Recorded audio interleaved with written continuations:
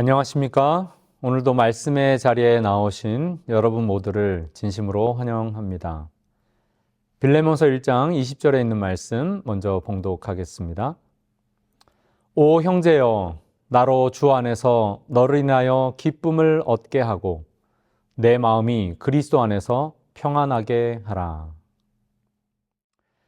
계절이 바뀌면서 도시 곳곳에 있는 높은 건물들의 유리창에 한두 명씩 매달린 사람들을 목격하게 됩니다.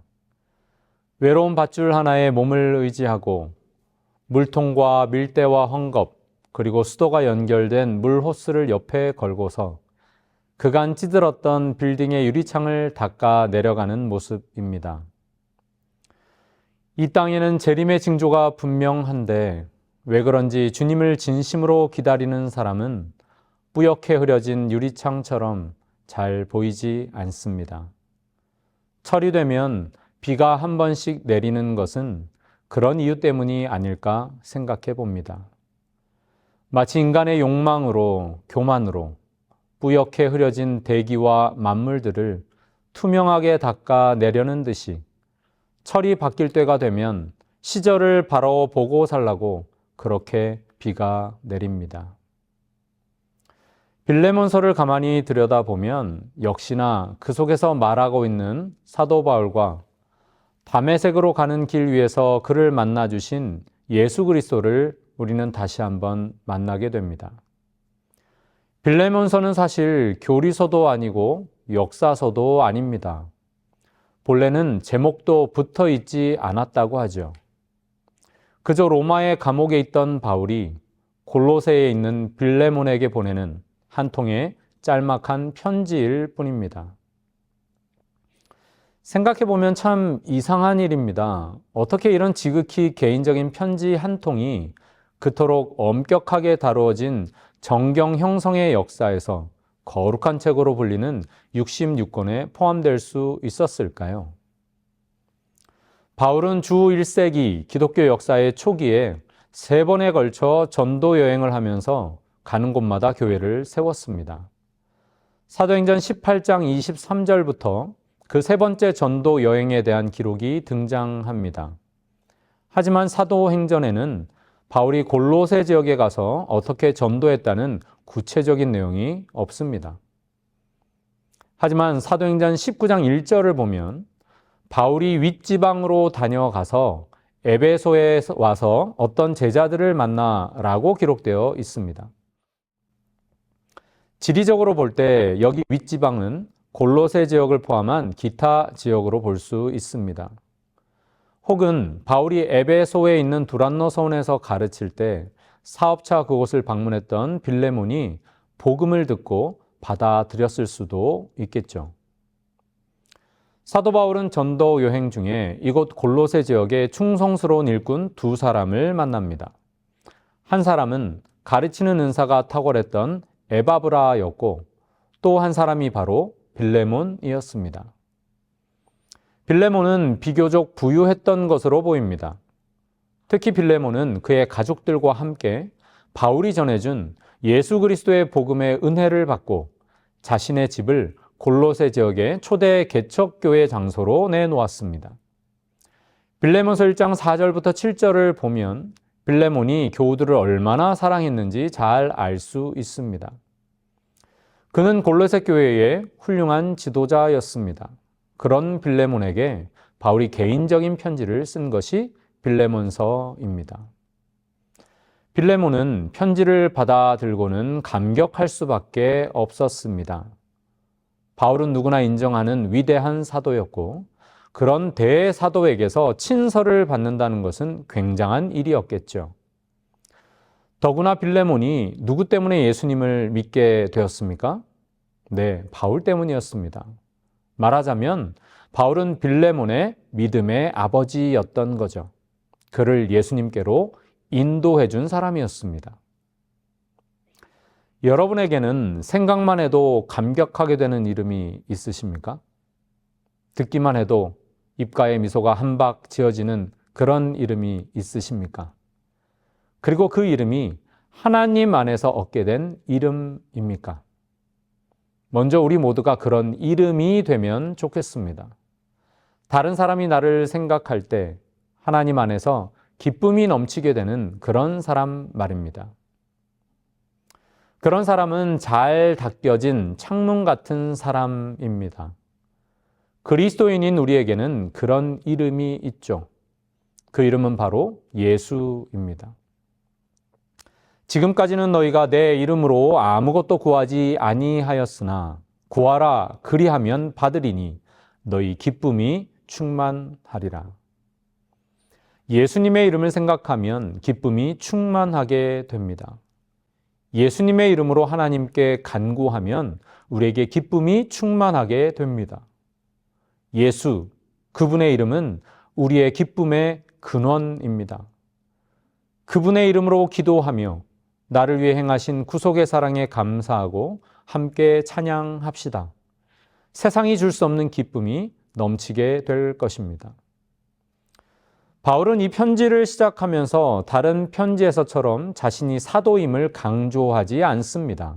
그저 그리스도 예수를 위하여 갇힌 자라고만 소개합니다. 또한 자신의 아들뻘 되는 제자 디모데와 함께 안부를 전하면서 디모데를 형제라고 부릅니다. 그리고 믿음의 아들 된 빌레몬을 자신의 동력자라고 부르죠.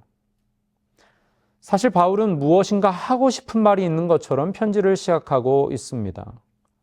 이 대사도가 빌레몬에게 그렇게 인사하는 이유는 개인 서신이기 때문이기도 했지만 분명 다른 뭔가가 있었기 때문입니다. 빌레몬에게는 오네시모라는 종이 있었습니다.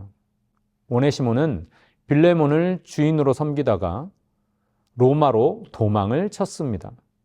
그리고는 결국 찾아간 곳이 당시 감옥에 있던 사도 바울이었던 거죠. 그래서 바울은 헌신적인 일꾼이었던 빌레몬에게 편지하기를 이 오네시모가 비록 도망쳐서 여기까지 왔지만 그가 회개하고 이제는 변화된 그리스도의 일꾼이 되었으니 그를 받아주고 너그러이 용서해달라는 부탁을 하게 되었던 것입니다. 당시 사회에서 노예나 종들은 사람이라기보다 물건 취급을 받았습니다. 노예가 되는 경우는 여러 가지였는데 전쟁에 져서 포로가 되거나 빚을 갚지 못해서 몸으로 대신 팔려오는 경우가 있었고 아버지가 노예여서 태어나면서부터 노예로 살게 되는 경우도 있었습니다. 어떤 경우든지 종들은 주인의 재산 일부로 취급되었고 인격적인 대우는 받지 못했습니다. 당시 통계에 의하면 주전 146년부터 주후 235년 사이에 자유인과 노예의 인구 비율은 1대 3이었다고 합니다. 노예가 3배나 더 많았던 거죠. 고대 로마의 문인 정치가였던 플리니우스의 기록에 의하면 아우구스투스 시대에 캐실리우스라는 이름의 자유인은 그 개인이 4,116명의 노예를 보유하고 있었다고 합니다. 그러므로 지배계급에 있던 자유인들은 그 많은 노예를 관리하기 위해서 엄격하고 무서운 노예 관리법이 있어야 한다고 주장했습니다. 결국 엄한 법을 만들기에 이르렀는데 그 내용을 보면 주인이 재판관에게 가지 않고서도 종을 사형까지 시킬 수 있었습니다. 결혼도 주인의 허락 하에서만 가능했으며 자식을 낳아도 주인의 소유였습니다. 오네시모는 그런 시대에 살았던 노예였습니다. 아무런 희망도 꿈도 가질 수 없었겠죠. 그런 신분의 한 노예가 주인으로부터 도망하여 로마로 피했다가 사도 바울을 통해 예수 그리스도를 만나 회심하게 되었습니다. 사실 그는 주인으로부터 도망칠 때 그냥 나오지 않고 주인의 돈과 물건들을 훔쳐서 달아났습니다. 그냥 도망쳐도 로마의 노예법에 의해서 잡히기만 하면 사형에 처해질 운명이었습니다. 그런데 도둑질까지 하다니요. 법으로 말하면 불법을 행한 자였고 관계로 말하면 주인의 신의를 저버린 자였습니다. 그러나 사도 바울은 이제는 회심한 오네시모를 위하여 자신이 그 모든 빚을 다 갚겠노라고 친필로 보증 약속까지 하면서 주인인 빌레몬에게 그를 용서해 줄 것을 부탁하고 있습니다. 어둠 속에서 죄 중에서 방황하다가 감옥에 있는 바울을 찾아온 이 죄인을 위해 사도 바울은 간청하고 있었습니다. 우리는 바울이라는 창문을 통해 예수 그리스도를 만나게 됩니다. 사도행적 457쪽 말씀입니다. 이것은 회개한 죄인에 대한 그리스도의 사랑을 나타내는 얼마나 적절한 예증인가. 그의 주인의 소유를 횡령한 종은 손해를 배상할 것이 아무것도 없었다. 하나님에게서 여러 해 동안의 봉사를 도둑질한 죄인은 그 빚을 청산할 방법이 없다. 예수께서 죄인과 하나님 사이에 중재하셔서 내가 그 빚을 갚으리라고 말씀하신다. 죄인을 살려주소서, 제가 그를 대신하여 고통을 당하리다라고 말씀하신다. 나의 오네시모는 누구입니까? 한번 깊이 생각해 보시기 바랍니다. 과연 나의 오네시모는 누구입니까? 예수님의 사랑이 그 창문 같은 사람 바울을 통하여 보였을 때 빌레몬의 반응은 어떠했을까요? 성경은 그가 어떻게 반응했다는 아무런 정보도 제공하지 않습니다. 그러나 전해지는 역사 기록에 따르면 초기 교회 지도자 명단 속에서 오네시모의 이름이 들어있음을 우리는 발견하게 됩니다. 이것은 그가 자유인이 되었다는 하나의 증거이지요. 즉 빌레몬이 그를 용서했다는 것입니다. 사도 바울은 예수 그리스도를 소개함으로 오네시모가 구원을 얻을 수 있게 했고, 빌레몬은 그리스도의 사랑으로 그를 용서함으로 오네시모에게 법적인 구원과 자유를 제공했습니다. 그리고 오네시모는 초기 교회의 지도자가 되어 그가 순교하기까지 예수 그리스도로 말미암은 구원의 길을 전하는 진실한 전도자의 삶을 살았습니다. 빌레몬이란 이름은 사랑을 간직한 자라는 뜻입니다. 그러나 바울을 통하여 복음을 듣기 전까지 그는 그저 세상을 사랑했던 사람이었습니다. 다른 자유인들처럼 재산을 늘리고 노예를 많이 소유하려 했던 자였습니다. 그랬던 그가 바울을 통하여 예수 그리스도를 만남으로 진짜 사랑을 만나 간직한 자가 됩니다. 가족과 함께 자기 집을 교회로 사용하도록 개방하고 자신이 받은 사랑을 나누는 일에 열심을 내었습니다. 결국 불법을 행하고 신이마저 져버렸던 오네시모도 예수 그리스도로 말미암아 그 사랑으로 용서하고 자유하게 해 주었습니다. 오네시모는 유익한 자라는 뜻입니다. 그러나 바울을 만나기 전까지 그는 무익한 자였습니다. 그는 불만이 가득한 자였고 소망이 없는 자였습니다. 그랬던 그가 바울을 통하여 예수 그리스도를 만났을 때 그는 진심으로 회개하였습니다. 그리고 복음을 위하여 열심 믿는 자가 되어서 사도 바울로부터 그는 내게 유익한 자, 나의 신복이라는 영광스러운 칭호를 가지게 되었습니다. 또한 잡히면 죽을 수 있는 위험을 무릅쓰고 자기 주인인 빌레몬을 찾아갔을 때 법적인 구원을 얻고 자유하게 되었습니다. 그리고는 죽기까지 예수 그리스도의 복음을 위하여 헌신하는 사람이 되었습니다. 그러고 보면 바울, 빌레몬, 오네시모는 다 같이 복음의 능력을 체험한 사람들입니다. 전에는 그렇게 살지 못했다가 예수 그리스도를 만남으로 인해 이름값을 제대로 하게 된 사람들입니다. 그들은 믿음의 대를 이어가며 잘 닦여진 창문 같은 사람이 되어 주었습니다. 맑은 유리처럼 투명하고 겸손하게 자아를 죽이고 그런 자신을 통해 예수 그리스도를 온전히 드러내어서 또 다른 인생을 변화시키고 자유케 하는 생애를 살았던 사람들. 그들은 진정 창문 같은 사람들이었습니다. 재림을 준비하는 신실한 사람들이었습니다. 그들은 하늘을 바로 볼 수 있도록 친히 인간이 되셔서 맑은 창문으로 사셨던 예수 그리스도를 신실하게 따랐던 사람들이었습니다. 어떤 도시에 가난한 사람이 있었는데요. 그에게는 30년 가까이 어려움 속에서도 기쁨과 슬픔을 함께 나누던 소중한 친구가 한 명 있었습니다. 근데 그 친구가 어느 날 자신도 모르던 친척의 막대한 유산을 물려받게 되었습니다. 그날 이후로 예전에 그 친구가 아니었어요. 인사도 나누지 않고 그냥 지나치는 이 친구를 보다 못해 이 가난한 사람은 이름난 스승을 찾아갑니다. 사정을 다 들은 그 스승은 천천히 입을 열었어요. 내게로 가까이 와 보게. 저 창밖으로 무엇이 보이나? 네, 나무가 보이고 하늘도 보입니다. 정원 밑에 아이들이 노는 모습도 보이네요. 그러자 스승이 이번에는 방 구석 쪽을 가리키며 말했습니다.